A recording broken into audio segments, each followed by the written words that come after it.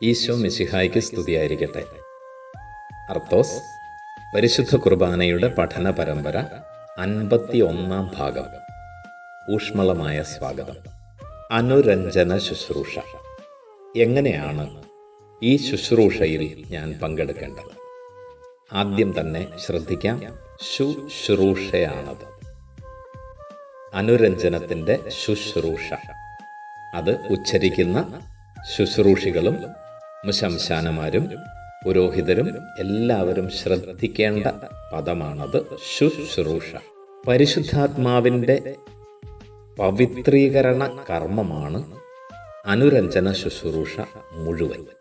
അനാഫറ ഈശോ മിശിഹ തന്നെ ഉയർത്തി സമർപ്പിച്ചുകൊണ്ട് നമ്മുടെ ഓരോരുത്തരുടെയും രക്ഷ സാധിച്ചത് നമ്മൾ അനാഫറയിൽ കുദാശയിൽ നമ്മൾ ആഘോഷിച്ചു. അതിനുശേഷം വരുന്ന ഭാഗമാണ് അനുരഞ്ജന ശുശ്രൂഷ. പരിശുദ്ധ കുർബാന തുടങ്ങിയപ്പോൾ നമ്മൾ പറഞ്ഞു, അനുരഞ്ജിതരായി തീർന്നീടാം, നവമൊരു പീഠമൊരുക്കിയിടാം. പരിശുദ്ധ കുർബാന തുടങ്ങുന്നത് തന്നെ ഈ അനുരഞ്ജനത്തിൻ്റെ, ഐക്യത്തിൻ്റെ ആത്മീയതയിൽ നമ്മളെല്ലാവരും ഒന്നാകാൻ വേണ്ടിയിട്ടാണ്. സഹിതഭാവം, ദൈവത്തോടും മനുഷ്യരോടും നമ്മളോട് തന്നെയും സഹോദരങ്ങളോടും പ്രപഞ്ചത്തോടും പ്രകൃതിയോടും കാലാവസ്ഥയോടും തിരുസഭയോടും അനുരഞ്ജിതമായ ഒരു മനസ്സോടുകൂടെയാണ് നമ്മൾ ബലിയർപ്പിക്കുന്നത്.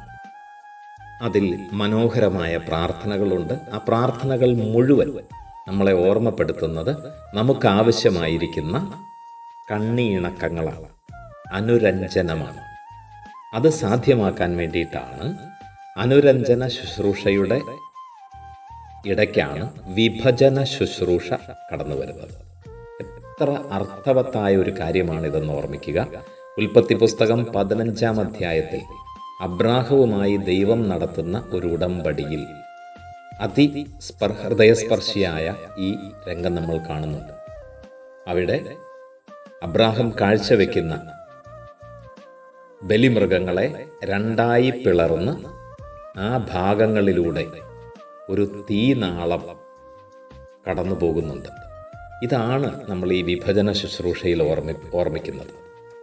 അതാണ് പുതിയ നിയമത്തിലെ കുഞ്ഞാടായ മിശിഹ സ്വയം അറുക്കപ്പെട്ട് നമുക്ക് വേണ്ടി മുറിക്കപ്പെട്ട് പരിശുദ്ധാത്മാവിൻ്റെ ആവാസത്തിലൂടെ രക്ഷ സാധിച്ചു തന്നതിൻ്റെ ഓർമ്മയാണ്.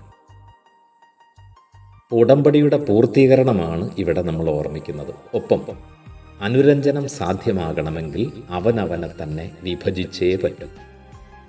ആ സത്യമാണ്. കാരണം വിട്ടുവീഴ്ചയില്ലാതെ, വിഭജിക്കപ്പെടാൻ തയ്യാറാകാതെ നമുക്ക് ആർക്കും ഒന്നിനോടും ഒരു വ്യക്തിയോടും അനുരഞ്ജനപ്പെടാൻ സാധിക്കില്ല.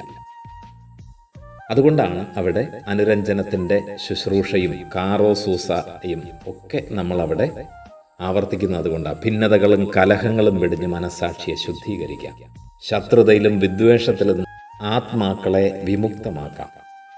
വിശുദ്ധ കുർബാന സ്വീകരിച്ച് പരിശുദ്ധാത്മാവിനാൽ പവിത്രീകരിക്കപ്പെടാം. യോജിപ്പോടും ഐക്യത്തോടും കൂടെ ദിവ്യരഹസ്യങ്ങളിൽ പങ്കുകൊള്ളാം. ഇത് ഞങ്ങൾക്ക് കാരണമാകേണ്ടത് ശരീരത്തിൻ്റെ ഉയിർപ്പിനും ആത്മാവിൻ്റെ രക്ഷയ്ക്കുമാണ്.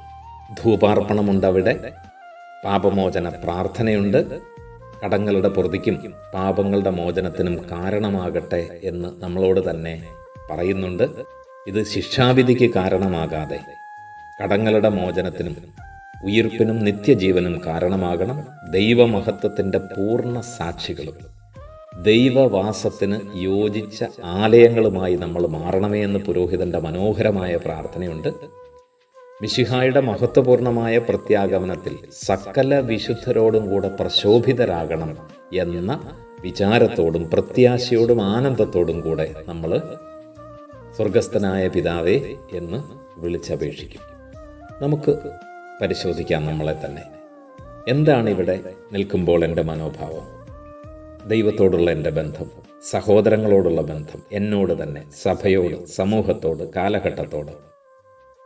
എൻ്റെ പാപങ്ങളുടെ ദുർഗന്ധങ്ങൾ മുഴുവൻ പരിശുദ്ധ കുർബാനയിലെ ധൂപാർപ്പണം പോലെ പരിമള ധൂപമായിട്ട് ദൈവസന്നിധിയിലേക്ക് ഉയർത്താൻ എനിക്ക് സാധിക്കണം. എന്നെ തന്നെ മുറിച്ച് യഥാർത്ഥ അനുരഞ്ജനം സാധ്യമാക്കാൻ ഈശോയോടൊപ്പം എനിക്കും സാധിക്കണം. ഈശോയുടെ തിരുശരീര രക്തങ്ങൾ ഉയർത്തപ്പെടുമ്പോൾ ഉത്ഥിതനായ മിശിഹായെ ഞാൻ ദർശിക്കണം. ശിഷ്യന്മാർക്ക് ഭയന്ന് ചകിതരായിരുന്ന ശിഷ്യന്മാർക്ക് ഉത്ഥാനത്തിലൂടെ പ്രത്യാശ കൊടുത്ത ഈശോ ജീവിതാനുഭവങ്ങളിലേക്ക് എനിക്ക് ശക്തിയും പ്രചോദനവും തരുമ്പോൾ കാർമികൻ ഉയർത്തുന്ന ഈശോയിൽ ഉത്ഥിതനെ കാണാൻ എനിക്ക് സാധിക്കണം. എൻ്റെ മനസ്സാക്ഷിയെ ശുദ്ധീകരിക്കാനും എൻ്റെ ആത്മാവിനെ വെണ്മയുള്ളതാക്കാനും എനിക്ക് സാധിക്കണം. എൻ്റെ പാപങ്ങളും കടങ്ങളും മോചിച്ച് നിത്യജീവനിലേക്ക് എന്നെ നയിക്കുന്ന ഈശോയെ, ആ മഹത്വം ദർശിച്ചുകൊണ്ട് സ്വർഗസ്ഥനായ പിതാവേ എന്ന് നിറഞ്ഞ മനസ്സോടെ, പ്രത്യാശയോടെ, നിറവോടെ, ആനന്ദത്തോടെ ഏറ്റുപറയാൻ എനിക്ക് സാധിക്കണം. എല്ലാ തലങ്ങളിലും അനുരഞ്ജനപ്പെട്ടുകൊണ്ട് അങ്ങനെ പരിശുദ്ധ കുർബാനയിലെ അനുരഞ്ജനം യഥാർത്ഥത്തിൽ സാധ്യമാക്കിക്കൊണ്ട് സ്വർഗത്തോടും ഭൂമിയോടും ചേർന്ന് സത്യദൈവത്തെ നമുക്ക് ആരാധിക്കാം. പരമപരിശുദ്ധ ദിവ്യകാരുണ്യത്തിന് എന്നേരവും ആരാധനയും സ്തുതിയും പുകഴ്ചയും ഉണ്ടായിരിക്കട്ടെ.